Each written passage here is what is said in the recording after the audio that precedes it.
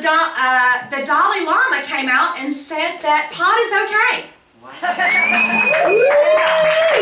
He said that pot is okay. He also said that Dark Side of the Moon sounds awesome on headphones.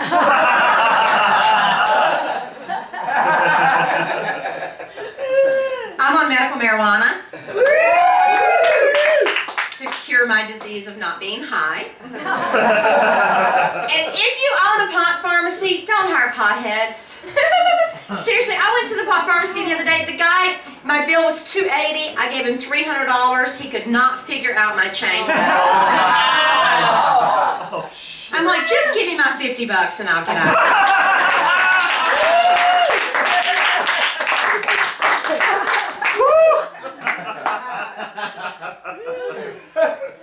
Somebody said to me, Bobbie, if you quit smoking pot, you'd be rich.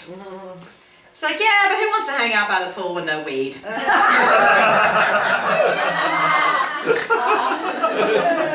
got arrested for pot once. I did in Arizona.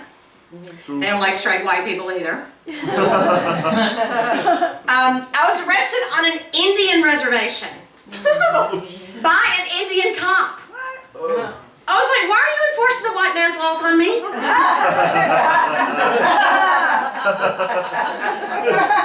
And then last year I went to Boston for a comedy festival and I got busted in a hotel for smoking pot by a security guard. So, and I hear this bang, really loud banging on my door, opened up, it's this big black security guard. He's like, we smell marijuana in there. I was like, oh, that's okay, it's just because I'm smoking marijuana in here.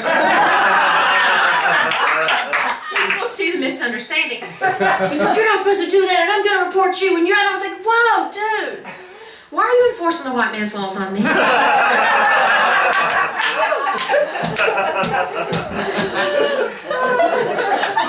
Most black people you usually just smoke out. I was getting high in the Ice House parking lot. Oh, I shouldn't have said the club. Okay, I was getting high in the comedy club parking lot. Whatever.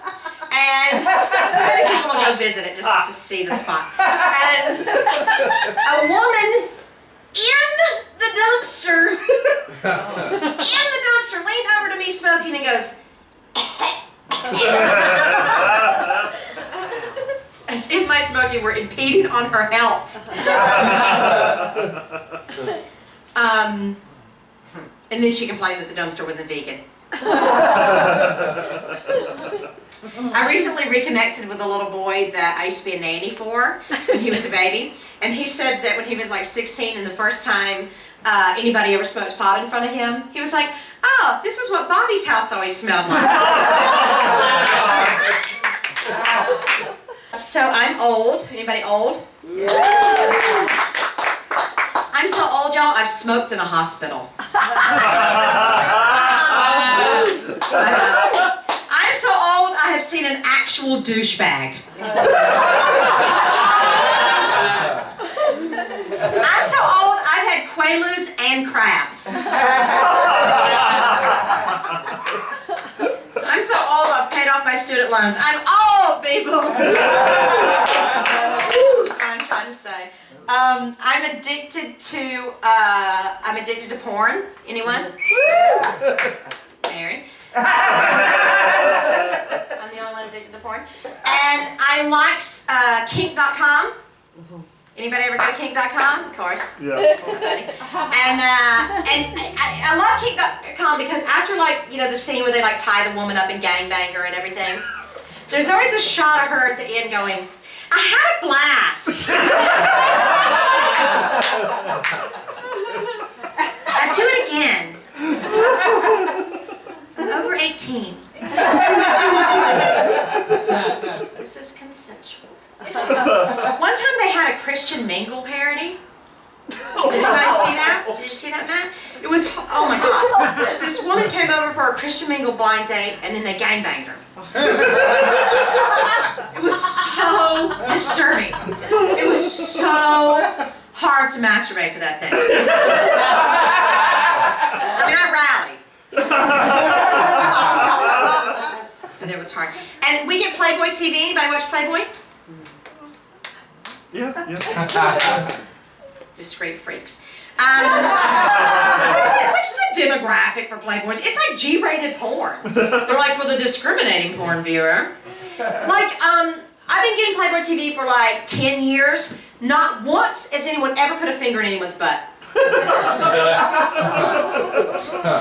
In 10 years. That's not realistic. And they don't show anal and they don't show cum scenes, but they have just like regular porn movies, and so they just edit the movie, you know. So they'll, you know, like the guys getting ready to come and the girl like get on his, because that's how you come at home, right? That's how we come at home. And so, you know, the guy's getting ready to come and they're like, and then it just stops, just Sopranos.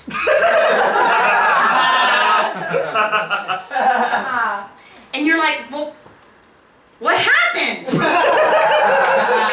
Did he come? Damn it, now I'm gonna have to read the book.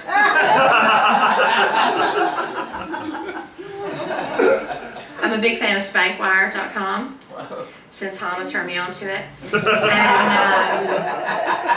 And maybe you've seen this on Spankwire. There are ads that read, "Ugly girls need dick too." Have you seen that? Ugly girls need dick too. Okay, first of all, the girl in the ad, not even ugly. She's not even ugly. Can you imagine that's the gig you land? Hey Mom, I'm the new ugly girls need dick too. And you would never see the equivalent of that for men, would you? You would never see like ugly guys are looking for pussy in your area. No shit. It's just called life. Don't you hate it when you're flirting with somebody and they're like, oh yeah, I could show you a few things. Oh, I could teach you a few things. Really? What else is there? Isn't sex just like X number of things that could go into X number of places? Isn't that variable finite? Seriously, unless you're going to elbow my taint, I've done it.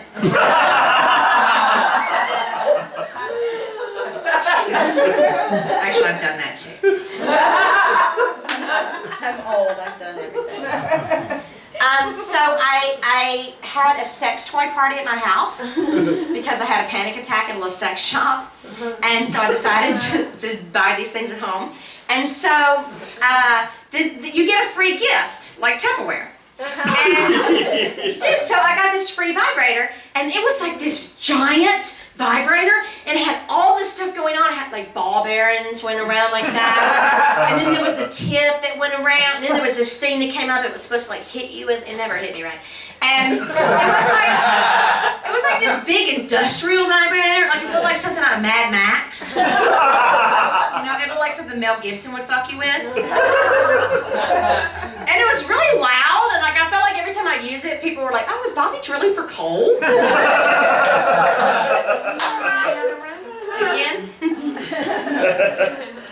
My assistant was like, "You sure do go through a lot of batteries." I'm like, "You have no idea." My family's just lucky the smoke detector doesn't work off AA. So he convinced me to switch to rechargeable batteries. So my vagina would have a lower carbon footprint. I know you wouldn't think my vagina would have a footprint, but I'm short.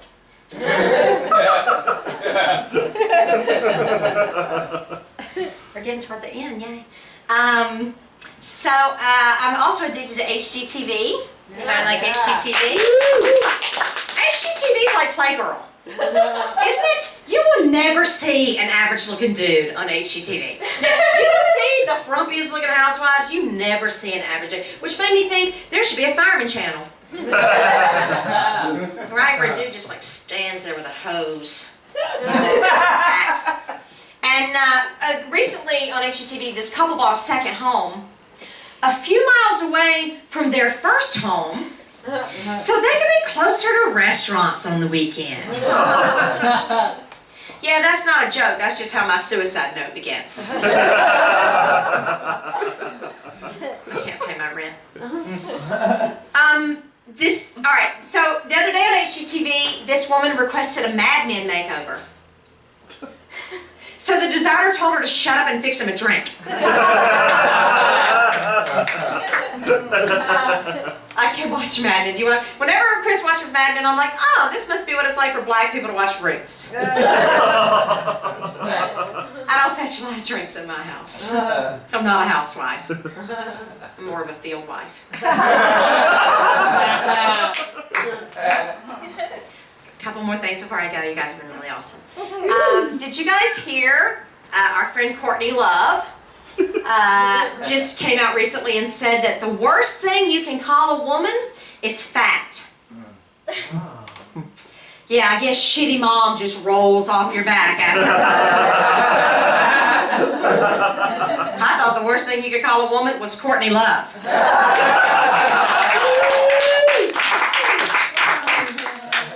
I'm so tired of slut shaming. Are you guys tired of slut shaming? By the way, guys, most counterintuitive thing you've ever done.